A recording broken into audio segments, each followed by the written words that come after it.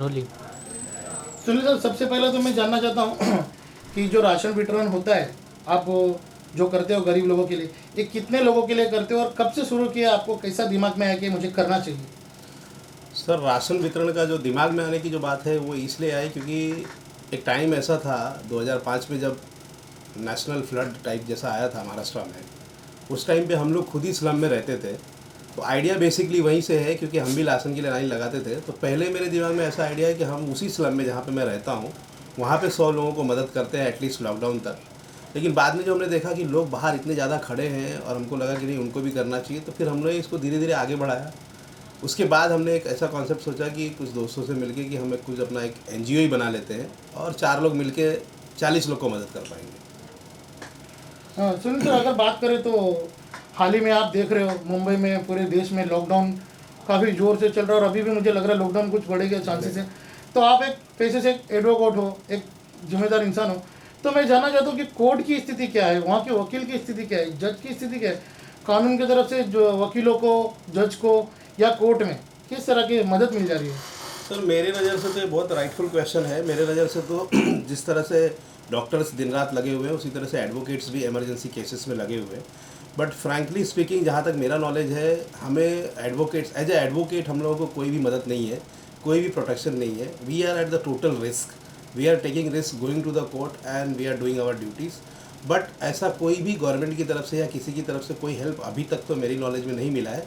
हाँ, हमारा जो बार एसोसिएशन होता है उस बार एसोसिएशन की तरफ से हम एफर्ट कर रहे हैं कि जो एडवोकेट्स हैं उनको फाइंड आउट करें, जो डेली अर्निंग करते थे और सर्वाइव करते थे, उनको हम लोग उनको भी ग्रोसरी डिस्ट्रीब्यूशन का काम कर रहे हैं।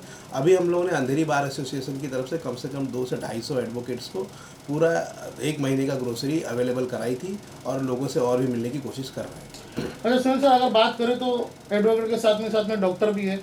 हालांकि अभी देखा जाए तो ये महामारी में डॉक्टर ही हमारे लिए भगवान है। उनका भी कुछ कहना ऐसा कि सरकार खाली बातें कर रही है कि हमको ये किट दिए, ये किट दिए, लेकिन किटों से काम नहीं चल रहा है, उनको भी कुछ सुविधा चाहिए। तो आपका क्या मानना है कि वो जो डॉक्टर है मांग कर रही है कुछ सुविधा की, तो सरकार को बैठ के सुनको उनको देना चाहिए? 100%। जैसे उनमें नर्स आ गए, 100%। बॉयस आ गए, ये सब आ गए, इसके लिए क्या हो रहा है यार? 100% सर, डॉक्टर्स हो गए, नर्स हो गए, इवन फार्मासिस्ट हो गए, जो बेचारे वो भी जो आज मेडिकल खोल के इतना रिस्क ले रहे हैं। अगर शायद ये टीम नहीं होती आज, अगर भगवान को हमने तो कभी देखा नहीं है, लेकिन शायद इस महामारी में हम डॉक्टर्स के रूप में ही भगवान को देख रहे हैं। मेरे हिसाब से तो जो जान बचा रहे हैं, जिनके बिना हम एक सांस नहीं ले सकते इस वायरस से अफेक्टेड होने के बाद, उनके बारे में तो हमको सोचना ही चाहिए, उनके बारे में तो करना ही चाहिए।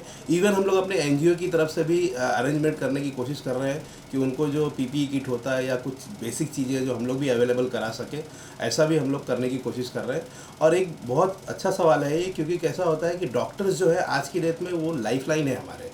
अगर लाइफ लाइन ही नहीं चलेगी तो फिर हम अपनी लाइफ को कैसे सेफ और सिक्योर प्रोटेक्ट करेंगे?